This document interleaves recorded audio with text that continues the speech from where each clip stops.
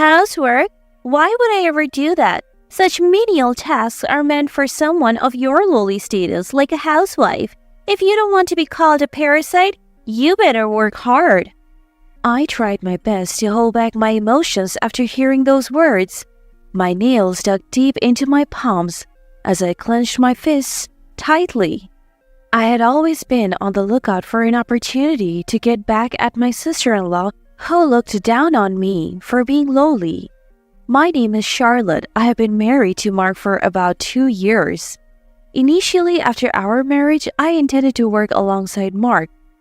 I can't let my wife work. It's against my pride. I'll earn, and I want Charlotte to stay home. However, due to his somewhat old-fashioned belief that I became a homemaker. Being a homemaker is quite challenging. I wake up early to take out the trash, prepare breakfast, and pack Mark's lunch. After Mark leaves, I clean the house, carry heavy grocery bags, and prepare dinner before he returns. Then there's dishwashing and cleaning the bathroom. There's always so much to do. With no time to rest, I sometimes feel it's better I'm not working. Around our 2nd year of marriage, Mark proposed, How about living with my sister? She said she wants to live with us. I think you two will get along. But I haven't really talked to your sister much. Will living together suddenly work out? Why this sudden proposal? We don't have our parents anymore. It's dangerous for a woman to live alone these days. I'm worried about her living by herself. Mark adored his sister. Having lost their mother at a young age and living with just their father and sister, it was natural for Mark to look up to his sister as a mother figure. In Mark's stories, his sister was always kind, wise, and dependable. Mark was enthusiastic, saying, Now it's my turn to protect her. Just meet her once. I'm sure you two will get along. He persuaded me and I agreed to meet Sophia. A long time no see, Charlotte. Hello, Sophia. It's been a while. I hope we can get along well from now on. I had only met Sophia once during our wedding greetings and didn't know her really well. She's an ambitious career woman, a graduate from a top women's university, and works for a major company. Mark often bragged about her, saying she earned more than him. Talking to Sophia, I could tell she was highly intelligent, probably due to her education. She was quick-witted and pleasant to converse with. She was stunningly beautiful, with every detail from her hair to her nails meticulously taken care of. I felt a twinge of jealousy when Mark commented on how beautiful she looked. We enjoyed our conversations at the cafe, and in the end, Sophia paid for everything. Seeing the thick wads of cash in her expensive-looking branded wallet, I couldn't help but get excited. I naively hoped that with her substantial earnings, our household income might increase. However, my expectations were too high. Living together was fun initially, probably because I treated Sophia more like a guest. I treated Sophia like a guest, which might have been why things were smooth initially. Sophia was in good spirits and even gifted me some barely used branded items, saying, I don't need these anymore. You can have them. I thought the three of us could live happily together. However, about a month into living together, Sophia's true colors began to show. Like Mark, Sophia had a high sense of pride. She constantly bought branded bags and accessories to compete with her female colleagues. Once the trend passed, she would discard them. Chasing after the latest trends, Sophia hardly saved any money and she didn't contribute to our household expenses. The branded items she gave me were just things she no longer needed. At first, I was happy to receive them, but soon I was overwhelmed with the sheer number of items she pushed onto me. I later found out that Sophie moved in with us because Mark wanted to save her from paying rent. She avoided rent to buy more branded items and Mark had planned it all. Had I known this, I would never have agreed to live with Sophia. Mark had kept this from me when deciding to live with Sophia. Mark, doesn't this bother you? Oh, what do you mean? When I criticized Sophia, Mark seemed unfazed. As long as my sister is happy, I'm happy. I'm just glad to live with her again.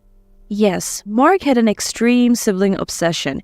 He blindly adored his sister. He didn't mind that she didn't contribute financially. He even gave her allowance, further spoiling her. This made Sophia even more arrogant. Sometimes, when she wanted to buy an expensive branded item beyond her salary, she would ask Mark for money. If Mark doesn't lend me money, I'll have to borrow it, she would say, putting me in a tough spot. Mark, thinking he was being relied upon, happily lent her the money. It would have been fine if she just contributed. Our income remained the same as before. Sophia moved in. However, Mark giving her an allowance meant our expense exceeded our income. Plus, having an extra person increased our living cost. I had once asked Sophia, "Could you please help with the household chores?" But Sophia looked down on me saying, "Why should I do such menial tasks? That's a job for someone of your lowly status. I work hard and earn my money, you know." "But you don't contribute to the household expenses." "How I spend my money is my business." That's right, Charlotte. If you talk back to my sister, I won't stand for it. Mark turned out to be such a good boy. Sis. Mark murmured as Sophia affectionately stroked his head. It might be cute for children to show such affection, but seeing two adults act this way gave me chills. This brother-sister duo was beyond saving. I clenched my fists so hard that my nails dug into my palms. I felt utterly alone in this house. Even my husband was out of control. Seeing Sophia's attitude and realizing there was no hope for improvement, I began plotting my revenge against her. One day, an uncle I've been close to since childhood called. I'm in the area. How about lunch together? I've always been close to this uncle. We would meet at family gatherings and especially during Christmas. He had a gentle aura that I was particularly fond of.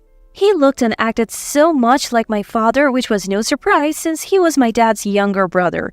My father and he were very close. My dad often joked with a wry smile, "It's a bit complicated feeling when my daughter seems closer to my brother than to me." Accepting my uncle's invitation, we went out for lunch. Heard Sophia's living with you? How's she at home? I was taken aback when my uncle mentioned Sophia's name. "Do you know Sophia?" Yeah, I'm her boss at work. I was doubly surprised when my uncle nodded and said that. Sophia is excellent and works hard at the company. I sometimes worry if she's getting enough rest at home, but I guess I shouldn't pry into her private life. When I learned about the relationship between Sophia and my uncle, I had already devised a plan for revenge against her. If you want to see Sophia's usual behavior, it might be best for you to see it firsthand. I promised my uncle that I would secretly show him Sophia's usual behavior, and we just had lunch together before parting ways. Later that evening, I decided to invite my husband and Sophia to a restaurant for a discussion. I managed to persuade the two, who seemed to have no suspicions, and booked a table at the restaurant. I later reserved the seat next to ours for my uncle. Conveniently, there was a partition between the seats. You could hear the conversation from the next seat, but you couldn't see the person. A few days later, my husband Sophia and I sat at the reserved table. My uncle should already be seated next to us. "So, what's this discussion about?" As soon as she sat down, Sophia asked me in a curt tone, "Well, why don't we order some food first?" I tried to calm things down by handing Sophia the menu. After ordering, water was served. I took a sip to ease my nerves before broaching the subject. The truth is, I invited you here because I have something to discuss. I want to live separately from Sophia." At my words, Sophia looked at me with disdain and said, "What do you mean?" I feel like I have reached my limit living with Sophia. Her closet is full of luxury items. She doesn't contribute financially to the household, and I wish she would at least help with the chores. "Why should I do housework? Isn't that something for low-status people like housewives? Why should I do it?" That's right, Charlotte. Don't be selfish towards my sister. Who's being selfish? And since when is being a housewife considered low status? Are you challenging me? This must be a joke.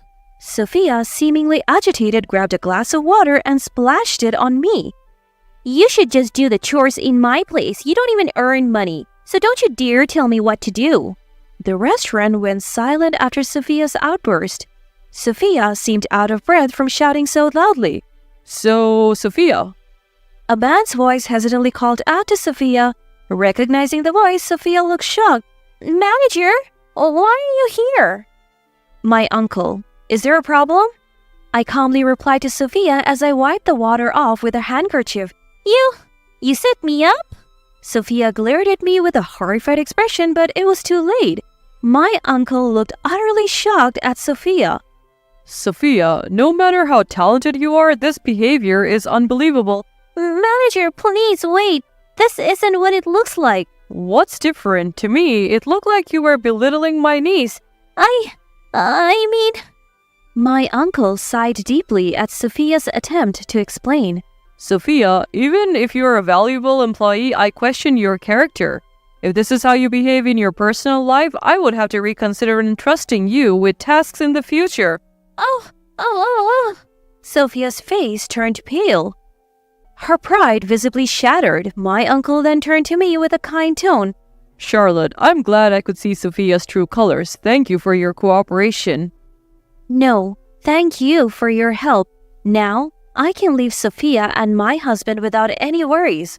What do you mean by leave? Mark's voice trembled. Mark, I want a divorce. I have already prepared the divorce papers. Just sign here. I pulled out the divorce papers from my bag. My section was already filled out. Divorce? Why? Why not? Don't let me say I don't know. I slammed the divorce papers on the table. The palm hits the table and makes a loud bang. If you want to live with your beloved sister so much, do it without me. I can't deal with you two anymore. Sign it now. With trembling hands, Mark signed the divorce papers. I checked to ensure everything was filled out correctly and put the papers back in my bag. I'll submit these to the court. I'll pack my things and move back to my parents' house. Thank you for everything. I stood up, apologized to the other customers and staff for the disturbance, and left the restaurant. After Mark and I divorced and I moved back to my parents' house, rumors about the incident spread at Sophia's workplace. She became the laughingstock even among her brand-conscious female colleagues. Her pride crushed. She handed in her resignation to my uncle. Sophia and Mark still live together even though she's unemployed. Sophia refuses to lower her living standards and doesn't do any housework. At first, Mark tried to juggle work and household chores, but it became too much. They argue daily with Mark shouting, "Sophia, help out a bit. You're not working, so at least do some chores." Why should I do chores? You said I didn't have to. That was then. This is now. It seems the siblings bicker every day. Their close-knit relationship was only possible because I was there to handle all the household chores. On the other hand, after moving back to my parents' house, I started looking for a job.